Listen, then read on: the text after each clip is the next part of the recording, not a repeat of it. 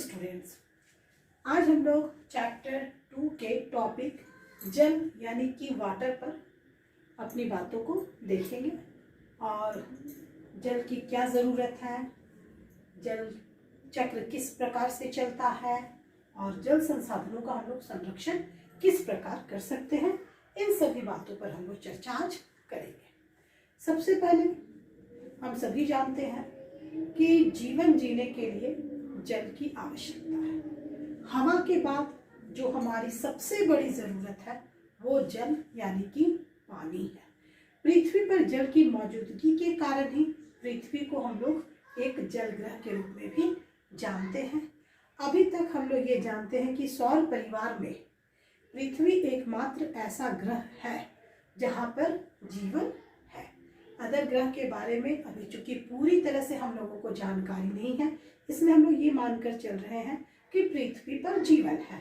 तो पृथ्वी पर जीवन क्यों है? क्योंकि पृथ्वी पर जल है। ये बताता है कि जीवन के लिए जल जो है वो बहुत ही आवश्यक है।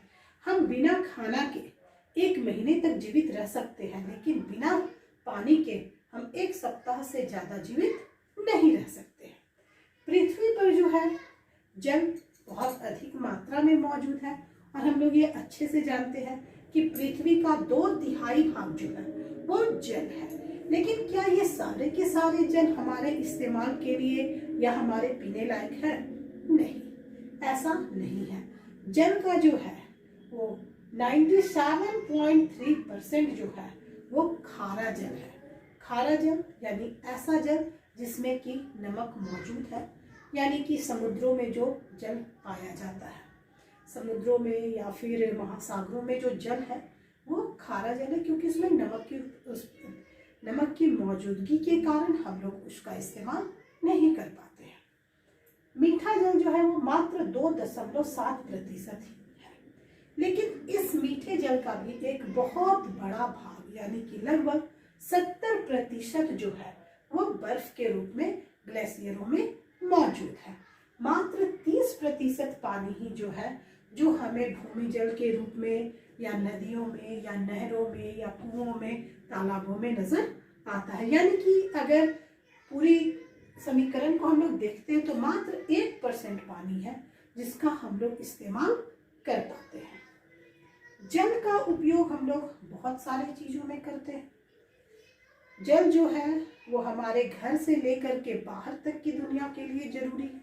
अगर हम खाना खाते हैं तो भी हमें जल चाहिए, अगर हम घर बनाते हैं तो भी हमें जल चाहिए, अगर हम कृषि करते हैं तो भी हमें जल चाहिए, यदि हम उद्योग चलाते हैं तो भी हमें जल चाहिए। यानी कि जल ऐसी चीज है जिसके बिना हमारा कोई भी काम नहीं हो सकता। जल जो है एक चक्रीय एवं नवीकरणीय संसाधन दोनों ही है। जल चक्र में हम लोग ये देखते हैं कि वाष्पीकरण होता है। वाष्पीकरण कैसे होता है? तो सूर्य की किरणें जो जल पर पड़ती है वो जल जो है वो भाप के रूप में बदल करके वाष्प में चेंज हो करके ऊपर हमारे क्षोभ मंडल के ऊपरी सतह पर जमा होता है। बाद में परिस्थितियां जब अनुकूल होती है तो यही जो है आपका वाष्पीकरण वाला जल वर्षण के रूप में यानी कि वर्षा की बूंदों के रूप में धरती पर गिरता है और फिर यह जल विभिन्न माध्यमों से प्रवाहित होता है। यानी फिर ये जल प्रवाह के साधन हो गए, नदी हो गए, समुद्र हो गए, कुएं हो गए, आपके नहर हो गए, तालाब हो गए।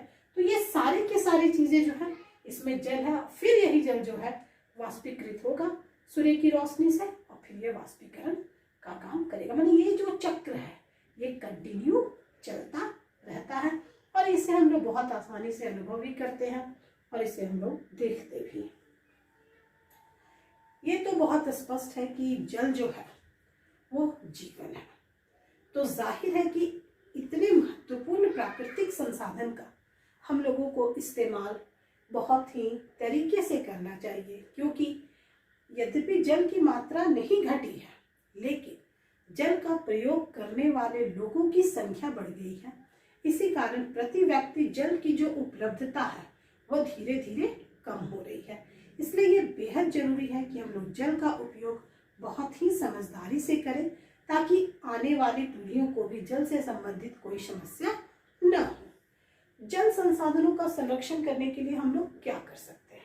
सबसे पहला जो है वह वर्षा जल संग्रह। वर्षा में जो बूंदें पड़ती हैं वह सारी की सारी पानी जो है वो बहकर नहीं चला जाए। इसके लिए बेहद जरूरी है कि वर्षा का जो जल है उसको हम लोग संग्रहित करें। कैसे करेंगे हम लोग वर्षा जल का संग्रह?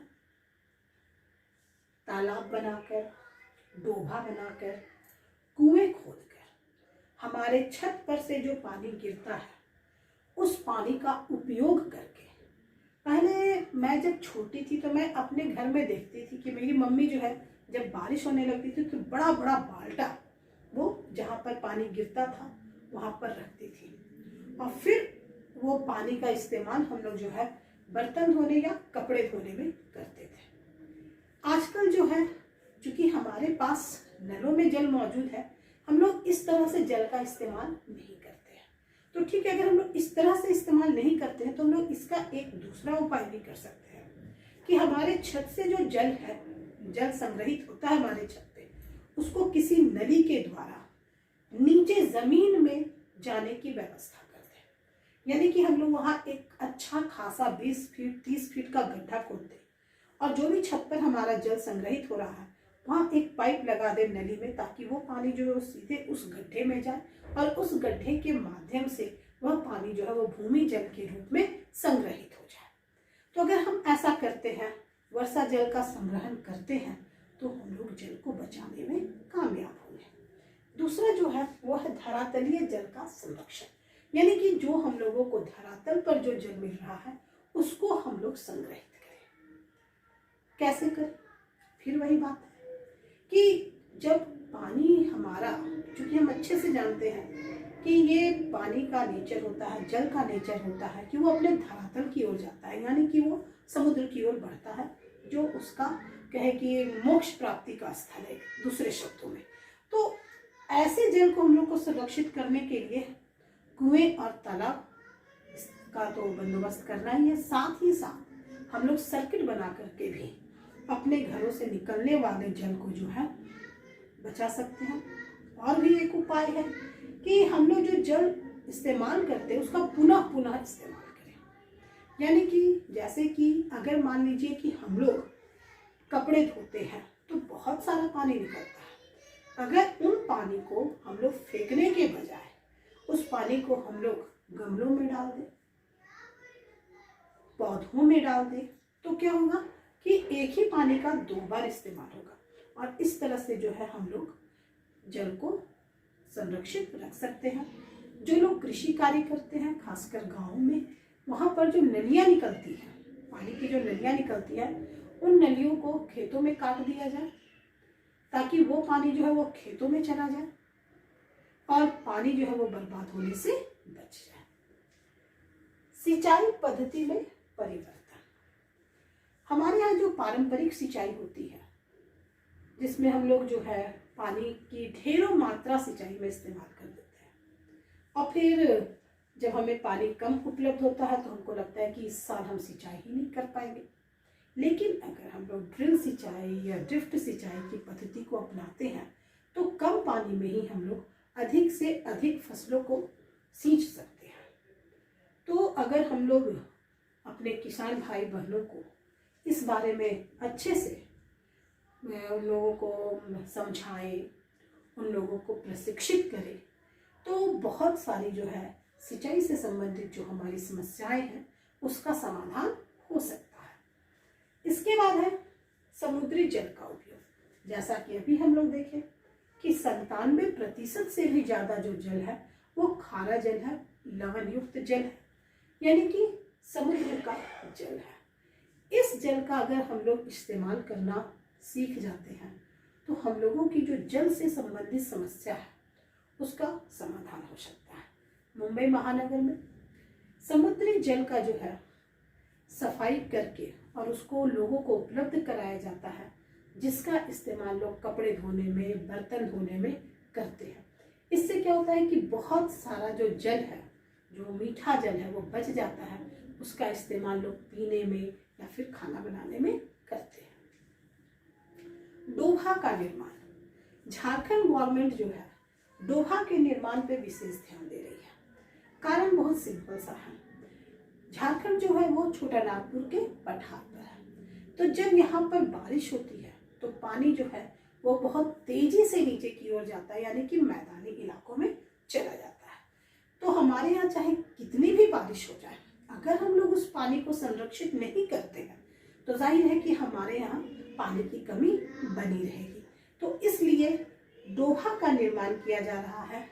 ये एक तरह से कहिए कि छोटे तालाब के ही रूप में होते हैं और ये खेतों के बीच में किया जाता है। ऐसे जगहों पर इनका निर्माण किया जाता है ताकि बाद में इसमें जो भी पानी जमा हो उसका हम लोग जो है कृषि में या अन्य कार्यों में इस्तेमाल कर सकें। जल का पुनः चक्रण तथा पुनः उपयोग। हमारे यहाँ लाखों लीटर पानी जो है वो नदी से निकल जाता है और फिर ये नाले का रूप लेकर के बर्बाद होता है।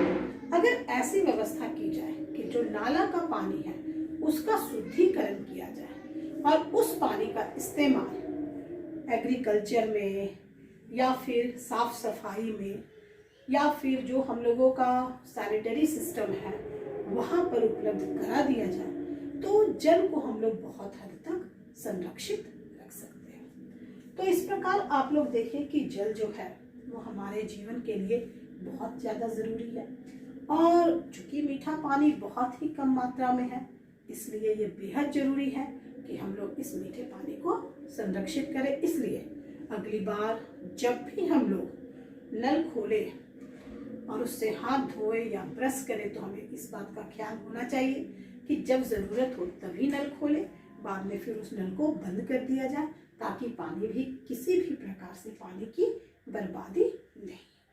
इसी के साथ आज का ये वीडियो मैं ख़त्म कर रही हूँ। नेक्स्ट हम लोग फिर प्राकृतिक वनस्पति और वन्य जीवन संसाधन पर चर्चा करेंगे। धन्यवाद।